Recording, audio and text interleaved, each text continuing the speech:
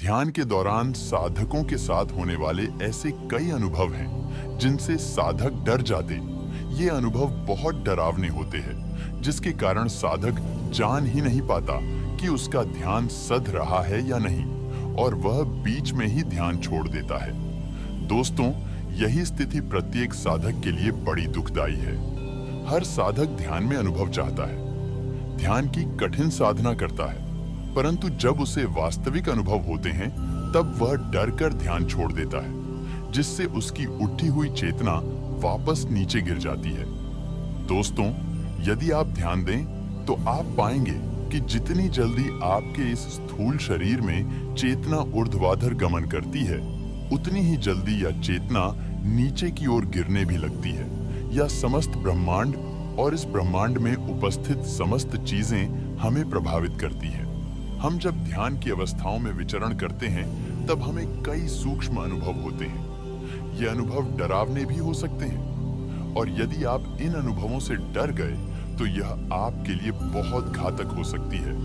तो आज की वीडियो में हम ऐसे ही 5 अनुभवों के बारे में बात करेंगे जो साधकों के साथ ध्यान के दौरान होते हैं। यदि आपके साथ भी ये अनुभव हुए हैं तो आप बड़े ही किस्मत वाले हैं।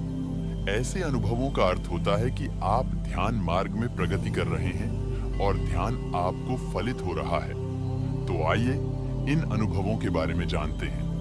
ध्यान के दौरान होने वाला पहला अनुभव कि आपके मस्तिष्क यानी थर्ड आई, तीसरी आंख पर वाइब्रेशन होती है, कुछ हलचल होती है। साधकों को ऐसा भी महसूस होता है कि उनके सहस्त्रार चक्र पर कोई चींटी रेंग रही है।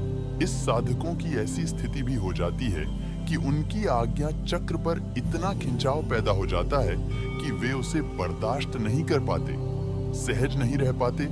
यह स्थिति उनके लिए बहुत ज्यादा पीड़ादायक होती है। यदि ऐसा हो रहा है तो इससे आपको घबराना नहीं है। ऐसा इसलिए हो रहा है क्योंकि आपकी ऊर्जा शक्ति जागृत हो रही है। इसे ऐसे समझ सकते हैं कि हमारे इस स्थूल शरीर में बहुत सारी ऊर्जाएं विद्यमान हैं। जिस प्रकार इस ब्रह्मांड में सब कुछ मौजूद है, ऐसे ही हमारा यह स्थूल शरीर ब्रह्मांड का प्रतीक है। जो भी हलचल इस ब्रह्मांड में होती है, उन सब का प्रभाव हमारे स्थूल शरीर पर भी पड़ता है, जिससे न केवल हमारा यह शरीर प्रभावित होता है, बल्कि हमारा मन, मस्तिष्क और हमारी यह समस्त काया प्रभावित होती है। इस ब्रह्मांड में मौजूद वो सभी शक्तियां जब हमारे इस स्थूल शरीर में उपस्थित ब्रह्मांडीय शक्तियों से एकाकार होती है, तब हम घबरा जाते हैं, डर जाते हैं, क्योंकि हमें यह ज्ञान नहीं है जो शक्तियां इस ब्रह्मांड में उपस्थित हैं, वे सभी शक्तियां हमारे स्थूल शरीर में भी उपस्थित हैं। और जब यह ब्रह्मांड की शक्ति हमारे इस स्थूल शरीर में उपस्थित ब्रह्मांड की शक्ति से एकाकार होती है, तब हमारे शरीर की ये 72,000 नाड़ियां एक्टिव हो जाती है। इन 72,000 नाड़ियों में वाइब्रेशन स्पंदन होने लगता है, जिसके कारण इस स्थूल शरीर में उपस्थित 3 मुख्य नाड़ियां ईडा, पिंगला और सुषुम्ना सक्रिय हो जाती है। जब इन ऊर्जाओं का प्रवाह हमारे इस स्थूल शरीर में पड़ने लगता है, तब सुषुम्ना, जो कि आध्यात्मिक नाड़ी है, जिससे हमारी आध्यात्मिक जर्नी आगे बढ़ती है, वह सक्रिय हो जाती है, और उसके कारण ही हमारे इस मस्तिष्क यानी आज्ञा चक्र पर खिंचाव पैदा हो जाता है। तो यदि आपके थर्ड आई या मस्तिष्क पर खिंचाव पैदा होता है तो आपको डरने की आवश्यकता नहीं है। बहुत ज्यादा खिंचाव हो रहा है तो आप प्रातः उठकर थोड़ा प्राणायाम कर लें और थोड़ा भ्रमण कर लें, जिससे आपकी मानसिक स्थिति सामान्य हो जाएगी। लेकिन डरकर आपको ध्यान बीच में नहीं छोड़ना है। साधकों को होने वाला दूसरा अनुभव कि उन्हें ध्यान की अवस्था में बैठकर नाक सुनाई देता है, या घंटे की ध्वनि भी हो सकती है, शंख की ध्वनि भी हो सकती है, और कुछ लोगों को बांसुरी की ध्वनि भी सुनाई देती है, कुछ को डमरू की ध्वनि सुनाई देती है। यह डिपेंड करता है कि आपके आराध्य क्या है। यदि आप भगवान शिव को आराध्य मानते हैं तब आपको डमरू की ध्वनि सुनाई देती है।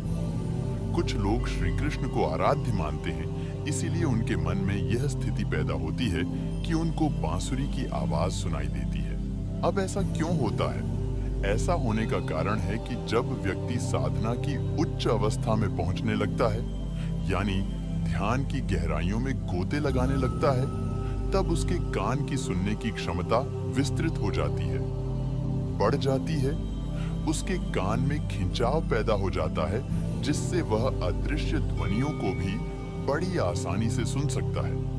यदि आप ध्यान से सुनेंगे तो आपके इस स्थूल शरीर में अनगिनत ध्वनियां विद्यमान हैं, जिस प्रकार ब्रह्मांड में नौद की ध्वनि विचरण करती है। ऐसा साइंटिफिकली प्रूफ भी हो चुका है। नासा ने भी इस बात को प्रूफ किया है कि ब्रह्मांड की ध्वनि कुछ ओम की ध्वनि जैसी है। ऐसी ही ध्वनियां हमारे इस स्थूल शरीर में भी विचरण करती है और ये ध्वनियां अदृश्य होती है। हम लोग मोह माया के कारण इन ध्वनियों को नहीं सुन पाते, क्योंकि कभी हम खाली बैठते ही नहीं। हम माया कमाने में व्यस्त हो जाते हैं, जिसके कारण हम अपने शरीर की ध्वनि को नहीं सुन पाते। और जब हम ध्यान की अवस्थाओं में बैठते हैं, ध्यान सधता है, तब इस प्रकार की दुनिया हमें सुनाई देने लगती है। तो यदि आपको ऐसी ध्वनि सुनाई दे रही है, तो आप ईश्वर की कृपा पात्र हैं। तीसरा अनुभव ये होता है कि जब साधक रात्रि में सोता है तो उसको अजीब अजीब से डरावने सपने आते हैं। कभी कभी उसे ऐसा महसूस होता है जैसे उसके सामने कोई खड़ा है, उसके पीठ पीछे कोई खड़ा है। ऐसी अवस्थाओं में आपको डरने की आवश्यकता नहीं, क्योंकि जो कुछ हो रहा है वह सही हो रहा है।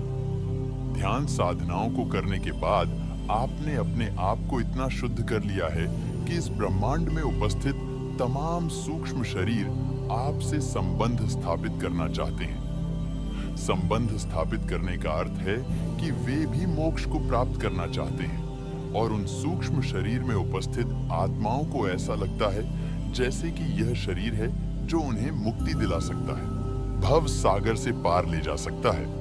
इसलिए आपने देखा होगा कि अच्छे व्यक्तियों से हर कोई संबंध रखना चाहता है, तो ये आत्माएं भी आपसे संबंध रखना चाहती है, आपके साथ इस भवसागर से पार होना चाहती है, मुक्ति पाना चाहती हैं, तो आपको डरने की आवश्यकता नहीं है।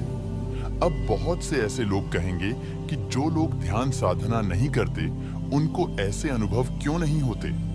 उनको अनुभव इसलिए नहीं होते क्योंकि वो अपना जीवन सौर में जी रहे हैं। उनको कुछ भी पता नहीं चल रहा है, और कोई बुरे लोगों से क्यों ही संबंध बनाना चाहेगा। इसलिए यदि आपके साथ ऐसा कोई डरावना अनुभव हो रहा है, तो आपको डरने की आवश्यकता नहीं है, बल्कि यह ध्यान की और गहराइयों में आपको ले जाएगा। चौथा अनुभव है अपने इष्ट के दर्शन। बहुत से ऐसे साधक हैं जिनको ध्यान के दौरान उनके इष्ट भगवान के दर्शन होते हैं। अब यदि आपके साथ ऐसा हो रहा है कि आप सोते हुए अपने इष्ट भगवान के दर्शन कर रहे हैं या ध्यान की अवस्था में दर्शन कर रहे हैं, तो यहाँ आपके लिए बहुत अच्छा संकेत है। यहाँ आपको डरने की आवश्यकता नहीं है। अब आपकी ध्यान साधना उच्च कोटि की हो गई है, इसलिए आपको भगवान के दर्शन हो रहे हैं। अब यदि ऐसा अनुभव आपको हो रहा है, तो आप डरिए मत, बल्कि अपनी साधना को कंटिन्यू करिए, आगे बढ़िए। अब भगवान भी आपको आगे का रास्ता दिखाने की कोशिश कर रहे हैं, मोटिवेट कर रहे हैं। साक्षात रूप में आप भगवान के दर्शन कर पा रहे हैं, तो आपको डरने की आवश्यकता नहीं है, बल्कि अपनी साधना को और गहरा करने की आवश्यकता है। पांचवा अनुभव, कुछ साधकों को ऐसा अनुभव होता है उनका अपना कोई मृत प्रियजन दर्शन देता है, दिखाई पड़ने लगता है, उनसे बात करने की कोशिश करता है। तो ऐसी अवस्था में आपको डरने की आवश्यकता नहीं है। अब ऐसा इसलिए होता है क्योंकि हमारे पितृ या पूर्वज हमसे मिलना चाहते हैं, बात करना चाहते हैं। वैसे भी शास्त्रों में पितृ को भगवान की उपाधि दी गई है।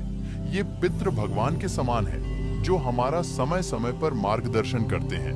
यदि आपने कभी भागवत कथा सुनी हो, तो आपने सुना होगा कि यदि कोई व्यक्ति भगवान का भक्त हो जाता है, गहरी ध्यान साधना करता है, तब वह अपने पुराने 7 पीढ़ियों के दुखों को तार देता है, उनको आगे ले जाता है। ध्यान साधना के साथ वाह, न केवल अपना मोक्ष प्राप्त करता है, बल्कि अपनी प्रियजनों और पितरों को भी मोक्ष के द्वार तक ले जाता है। इसलिए ध्यान की इस अवस्था में आपको आपके प्रियजन और पितृ भी दिखाई दे सकते हैं, तो आपको डरने की आवश्यकता नहीं है। ये सभी अनुभव अच्छे अनुभव है और आपको आगे ध्यान की गहराइयों में ले जाने का कार्य कर रहे हैं। तो यदि आपको ये सब अनुभव हो रहे हैं तो यकीन मानिए आप ध्यान की गहराइयों में उतर रहे हैं और आपका ध्यान फलित हो रहा है। इसलिए यदि ये 5 अनुभव आपको हो रहे हैं तो आप बहुत ही किस्मत वाले हैं। इसके अलावा भी यदि आपको अनुभव होते हैं तो आप नीचे कमेंट सेक्शन में लिखना मत भूलिएगा। मिलते हैं अगले